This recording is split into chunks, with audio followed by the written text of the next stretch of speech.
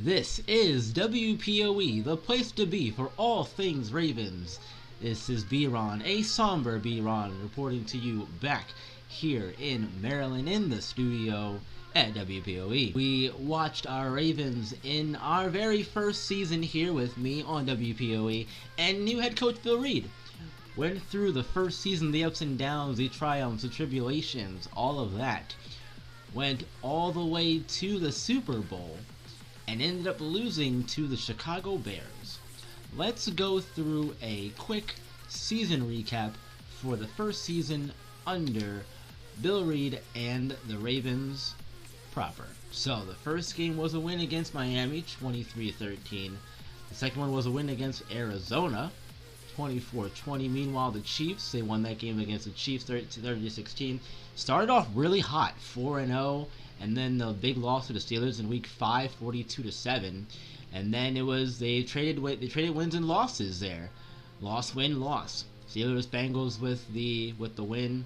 Seahawks, they lost to them in Seattle, and they had a bye week. And then from the bye week, they were just on a roll with 1, 2, 3, 4, 5, 6, 7, 8, 9 wins in a row.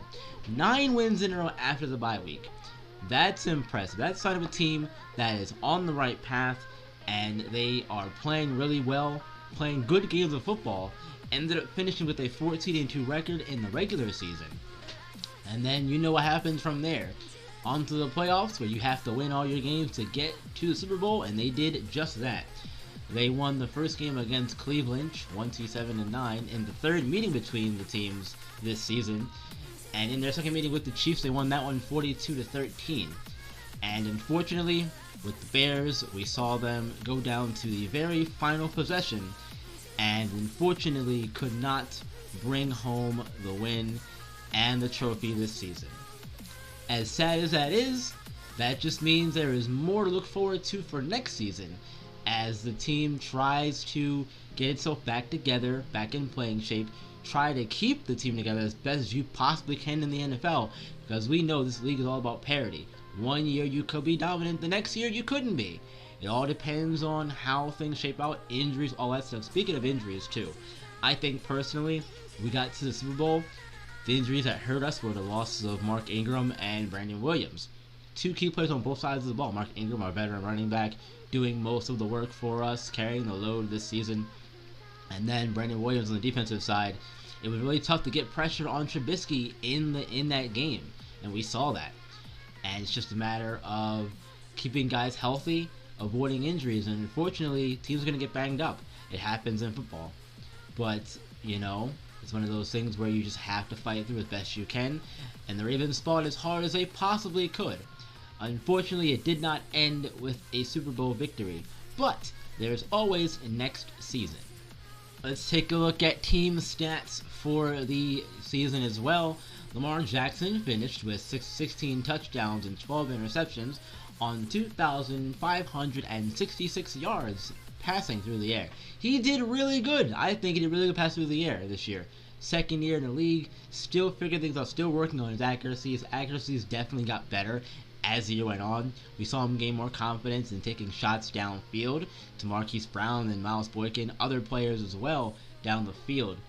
And it was just a pleasure to watch him do his thing, watch him do work on the field. It was a struggle to start the season for the offensive side of the ball. They were struggling, ranked in the bottom half of the league in offense, ended up finishing with the 14th ranked best offense in the league. So that's a sign of a team that learns what works for them and what didn't work, and focusing their game plan around the things that worked well and minimizing the things that didn't. On the rushing side of things, Lamar Jackson had led the team in rushing, 1,430 yards for them with 18 touchdowns. He did fumble the ball 7 times, but he made his mark with his feet as well, showing that he can both run and pass, and that's a big deal because coming into the league, Jackson was thought of as a project quarterback, you know? A guy who they weren't sure if he was really going to play quarterback. But Jackson said, no, I'm a quarterback, and I'm going to show everyone that I can, in fact, play quarterback. And I think this year was one of those years where, even though he didn't pass for a whole lot of yards, he still had over 50% completion percentage, 58% to be exact. And that's a sign of someone who is accurate. Completing over half your passes, I think, is a big deal, regardless of where you are in the league, what kind of quarterback you are in the league. But if you can also make your mark on the ground too, like Jackson did this year, he did that very, very well. Mark Ingram, the second 1,000-yard rusher on the team this year. 1,112 and 7 touchdowns. Guy came in from New Orleans, bounced around a little bit there. And I think he's found a home here in Baltimore, at least for the time being. 9 years into the league now, and it was really fun to watch him play as well over the course of the year. It was a tough time to watch him go down though in that playoff game against Kansas City. He went down, and I was hoping that he would be able to come back and return to the game. And when I got word that he wasn't able to return, I knew it was going to be a bad thing, and the severity of the injury was going to keep him out for the rest of the playoffs. And we saw that impacted the game, I think. And Gus Edwards, Justice Hill both had really good years. Hill being a rookie, this is his first year in the league, trying to figure out things and how everything works. I think he did a good job in getting the touches that he did. I think he did the best that he could. What he was getting. Gus Edwards surprisingly had no touchdowns this year. I thought he had at least 1 or 2, but apparently not. But both of those guys, both the other guys in the backfield, definitely did their part as well, helping out when Ingram wasn't able to go, whether it be due to fatigue or anything like that. They were ready to go, ready to help out, and that's what you have to do as a team. Pick your guys up when they're not able to go at full strength for whatever reason. And the backs did their job this year. Receiving wise, Marquise Brown now entering his second year, but this was his rookie year in the league. Did pretty good. 6 touchdowns, 554 yards receiving on 31 catches. It's a solid year. The passing game wasn't as prolific as we were probably expecting it to be, but that's going to get better with time. You have 2 rookie receivers and a bunch of veterans, really. Willie Snead being the other one, 528 yards. He also apparently had no touchdowns in the year. I swore he had at least 1 or 2, but apparently not. Brown had 6. Miles Boykin, the other rookie, had 5 touchdowns, 5 receiving touchdowns on the year, and 463 yards. Being that number 2 guy was probably not what he was expecting coming into the league with this team with talented receivers that they have. But Snead being in the slot most of the time put Boykin in that number 2 role, and I feel like both Brown and Boykin are going to be guys in the offense who are going to stick around for a good amount of time and help out. Boykin especially. Boykin is a solid red zone guy. He can go up and get the ball when you need him to do. He's the tallest receiver on the team at 6'4", I recall. And besides Mark Andrews, to tight end, obviously, receiver on the team. And you always need those guys who are going to go up and get it. And Boykin showed this year that he definitely could go up and get the ball, coming down with 5 touchdown grabs. So yeah, Mark Andrews, one of the tight ends on the team, one of the 3 tight ends, all of them saw some action. Andrews went down with an injury earlier in the year. He came back and fought through and finished the season up pretty well. I'm not sure this is actually showing playoff.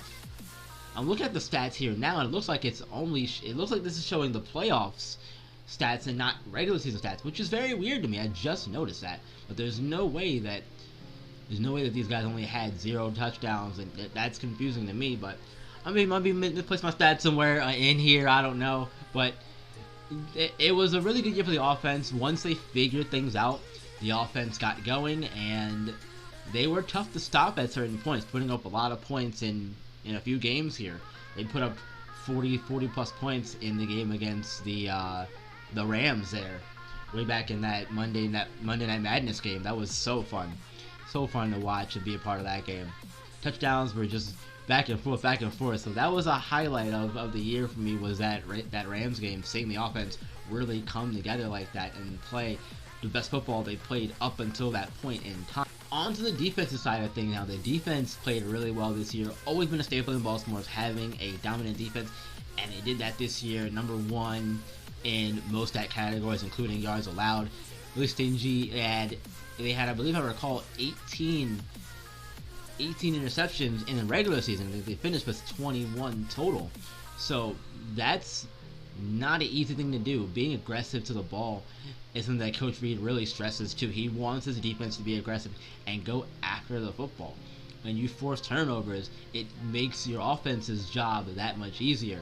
And this defense did a really good job of doing that. They have some veterans. They're mostly veterans on this defense. They have, guys like Patrick Owasso, 4 years in the league. He'll be entering his 5th in the coming year. But he had a really good year too. 136 tackles total, 3 interceptions. Marlon Humphrey had 8 interceptions. This is only his second year in the league. He'll be entering his 3rd. And guys like Humphrey are going to be key to the offense. Him and Michael Pierce are also going to be key to the offense because they're both younger guys. They're going to be around for a little bit.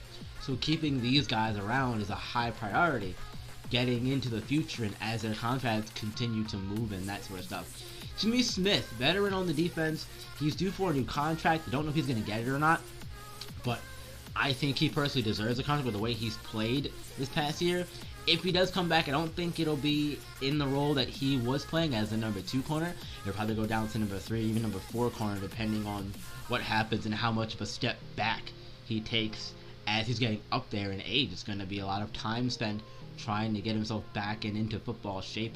But he had a good year. 4 tackles for loss, 5 interceptions from him. It was really fun to watch this defense play. And all in all, though, as I said, a fun year for the Ravens, and it's going to be exciting to see what kinds of things happen in the offseason, what changes take place, what new faces come in, what old faces on the team will no longer be with the team, because you can't keep everyone. You can't do it. It's impossible to do so. So we'll have to see what kinds of things happen as far as both the offense and the defense of the Ravens team in the off-season. It's time for the re-signing period here in the NFL. We have a bunch of news going around the league, but the first thing we need to talk about are players who are retiring and calling it a career. From the Ravens, we have Brandon Carr, the cornerback. He has decided to retire after 12 years in the league. Played really well for us this year, I would say. Unfortunately, we couldn't end the year getting him a Super Bowl ring, unfortunately. But, you know what? Carr had a really good career. Playing 12 years in the league is no slouching matter, no laugh matter at all. You've got to take your time and get through things properly, and congratulations on to Carr for doing that for us. Wish him the best in all of his future endeavors and life after football. Meanwhile, other retirements around the league. Jason Witten retiring from the Cowboys after 16 years in the league. Sean Lee retired after 10 years. Ted Ginn after 13. Danny Amendola retiring after 12. Drew Stanton retiring after 13 years. From the free agency pool here, we have Cameron Wake retiring after 11 years from the Titans. Dwayne Brown from Seattle is retiring after 12 years. Al Woods is retiring after 10. William Hayes after 12 for the Giants. And Antoine Bethea retires after 14 years, also from the Giants. Brandon McBain retires after 13 years. Cornerback for the Texans, Jonathan Joseph, after 14 years in the league, deciding to call it quits.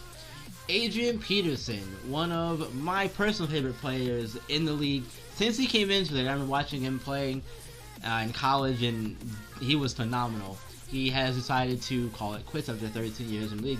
Running backs don't stay around as long as they used to, so I think 13 years is a pretty long time for a guy like him to stay around. Tony Bergstrom, center for the Redskins, retired after 8 years in the league. Andrew Whitworth, the left tackle for the Rams, retiring after 14. Richie Incognito, a guard for the Raiders, retiring after 15 years. Jamon Williams retiring after 14 years. Phil Dawson finally calling it quits after a long 21-year career of kicking footballs here in the NFL. Congratulations to him. Long career. Enjoy your retirement, Mr. Dawson. Ryan Khalil retires after 14 years. Joe Staley retired after 13 years. Alex Mack after 11 years. We have Jason Peters retiring after 16 years as well. Another long career in the league. Ryan Fitzpatrick. Fitzmagic is no more, guys. He is retiring after 15 years in the league. I will miss the beard and all the things you've given the league in terms of your play when you were in the league. Congratulations to you. Enjoy your retirement. Adam Vinatieri retired to 24 years. Man's been kicking field goals for years for the Patriots, and went to the Colts for a little bit there for the latter half of his career. Has now decided to hang it up.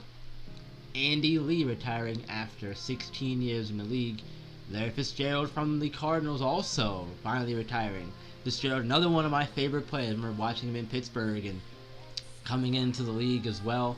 You know, he was always one of those guys who was one of my favorites.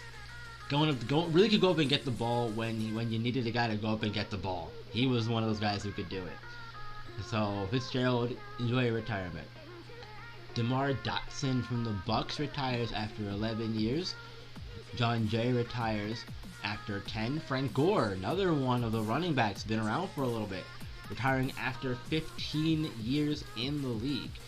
You know, he had some good years in San Francisco, and always a hard runner. It'd be a shame to see him go, but all the time comes for us all at some point.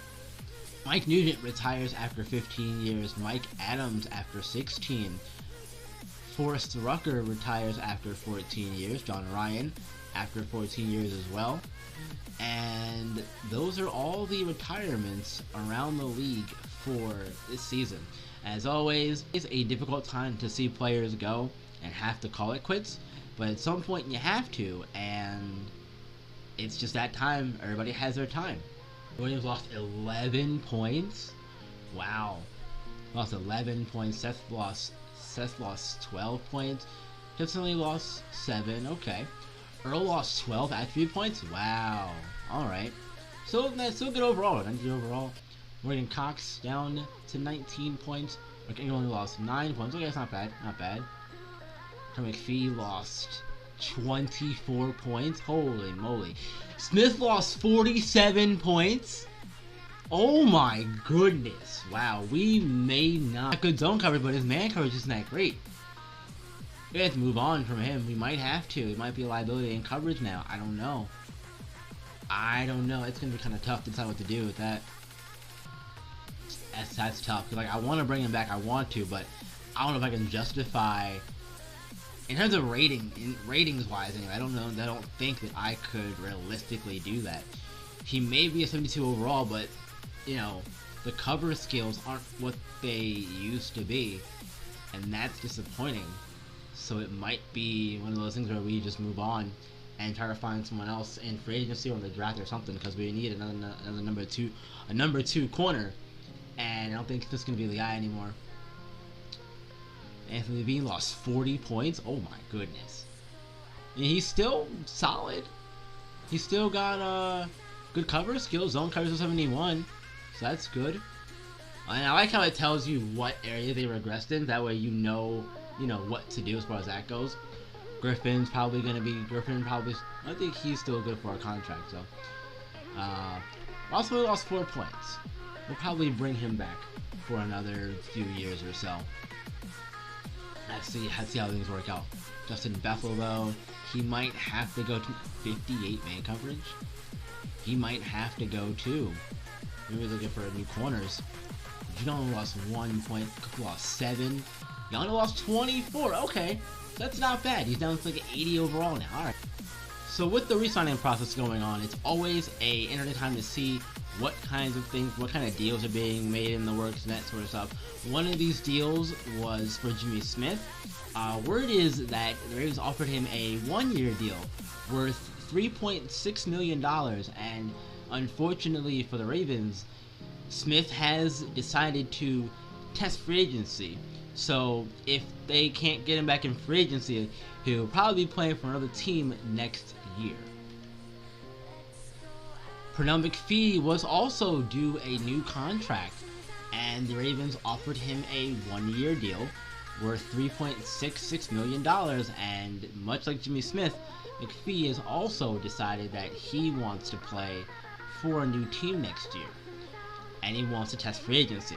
So 2 players already from this current team that will be going to free agency and maybe looking for a new place to play football next year, barring the Ravens bringing them back on a new contract, of course.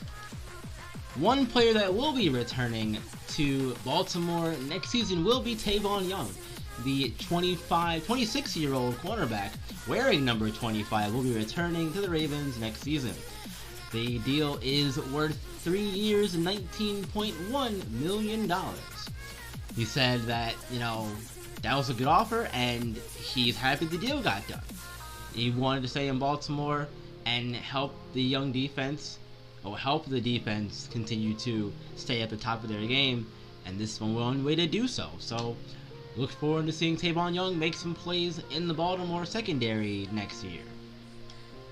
One of my favorite players in this receiving core is veteran Willie Snead, and there's some good news.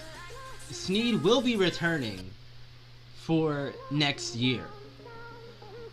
Guy from Ball State, played really good, made some really great catches from Lamar's throws this year, and we'll be seeing more of that. He's getting a new deal. His contract is going to be 3 years, $27.8 million, and he's excited to come back for next year. I'm excited to see him back on the field, catching passes from Lamar Jackson and whoever else back there throwing the ball. We might see Gus Edwards throwing the ball, I don't know, at some point, if Edwards returns as well, because he's also due for a new contract as well. We'll see if they can work out a deal with him. Because I'd like to keep Edwards and Justice Hill. Because Hill isn't due for a new contract, so Edwards' name won't look at somewhere right now. If I can't re-sign, it's not a big deal. I can always draft one or sign a running back in the offseason if I have to. But I'd prefer not to do that. Because I really don't need a backup because I have Mark Ingram as my lead back. But I need someone to be in the wings and waiting until Ingram retires. So let's see if we can't get Edwards to resign. $16.4 million over 4 years. Does Gus want to come back and play for us? He does. Good. Okay, cool. Gus the Bus Edwards. Good news for him and us for that matter. He will be returning to the Ravens this season and for the next 4 years, matter of fact. The second-year man out of Rutgers will be returning for his 3rd year, and 4 more as he signed a 4-year contract worth $16.4 million. He's excited and happy to come back to return to this great organization. You need a guy like Edwards in the backfield. I think Coach Reed really wanted to keep both Gus Edwards and Justice Hill. Hill, we'll worry about for a little bit because of the rookie contract, but Gus Edwards being this was his contract year, wanting to keep him around just in case something happened to Mark Ingram, like in the playoffs we saw. You have a guy like Gus Edwards who can come in and help share some of that extra work. That way, him and Hill can bounce off each other, so to speak, and not have to worry about it so much. So, we're going to see Edwards back in purple next season and the next 4 years as well. So let's see if he wants to take it. Matt Skura, 2 years, $8.7 million. Will he be returning next season, at least as of right now, for the Ravens? Let's see what happens. Okay, cool. Good news.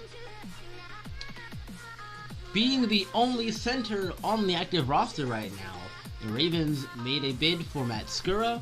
They offered him a 2-year contract worth $8.7 million, and the 4th-year man out of Duke has decided to return next season to Baltimore. He says that this was the offer he was looking to get, and he's more than happy to accept it. And he's hoping that next season is going to be great. He's really excited to get back to playing for us, and I'm excited to see him back on the offensive line. The question is, will he be the main man starting at center? Because word is that they're still looking to shore up the offensive line, and if they can find an upgrade in free agency at the position, I'm pretty sure the Ravens will be more than happy to take an upgrade at the position. We'll have to see how it all works out and where the pieces fall in terms of free agency when we get there. But for now, Matt Skura returning. I like Levine though. Levine did really well for us, I think. This can't hurt. This can't hurt at all. Let's try a 1-year deal for Levine. Levine played really well, I think, in his role. Sir, do you want to come back for 1 more year at 33 years of age? One of my favorite players on the defensive side of the ball that was due a new contract was Patrick Owasso. And good news, the 28-year-old 4th-year man out of Portland State has decided to re-sign with Baltimore. They offered him a 3-year deal worth $14.2 million, and he's more than happy to sign and return to play for the Ravens for next season and the next couple of years as well. It'll be good to see him back. I just don't know what kind of role he's going to have on the defense, because it could become a situation where he goes into more of a backup role. But again, the big thing is we still have free agency and the draft left to go, so these areas could be addressed and be upgraded by that point in time when we get there. But for now, it's good to bring back some of these guys who helped us on the Super Bowl run. Owasso was a key player, made a bunch of big plays on defense over the course of the year, so it'll be good to see him back next season for Baltimore. The re-signing phase has come to an end, and let's go over a quick recap of all the moves that happened for our Ravens. We saw Patrick Owasso get signed to a 3-year, $14.2 million contract. Matt Skura get re-signed to a 2-year, $8.7 million contract. We saw Gus Edwards come back, 4-year, $16.4 million. Willie Snead is back, 3 years, $27.8 million. And Tavon Young signed to a 3-year, $19.1 million contract. Meanwhile, the releases for Baltimore, we saw Maurice Kennedy, Cyrus Jones, Chris Moore, Trayvon Cooley, Seth Roberts, as well as Anthony Levine all get released, as all not get offered new contracts, I should say. Ravens decided to go in a different direction at those positions, I'm sure, wanting to shore up some things as we get forward into the free agency period of the NFL. So, stay tuned, folks, because free agency is coming right around the corner, and it's going to be a fun time here. And this is always one of the best times of the year to see where all the big players, who the big free agents are, movers, shakers, who wins free agency, who loses free agency, who could have done a bit better job. Will the Ravens be making some big moves and maybe make some big splashes? They have some money left after resigning some players, so we'll see what they can do. Stay tuned for that one. Alright guys, that's going to do it for me for this video. I appreciate all you so much for listening and watching and keeping up with all the things that are going on in the offseason. I decided I'm going to do some parts. So this will be part 1, and then we'll do free agency and the draft and so on and so forth. And when we get through there, we'll get to the next season as normal, and then we'll go from there. But alright y'all, I hope you enjoyed part 1 of the offseason. Look out for free agency coming next week, and until then, you guys, you know what to do. Keep on shining and keep on grinding. Don't forget to like and subscribe. I will see you all in the next one.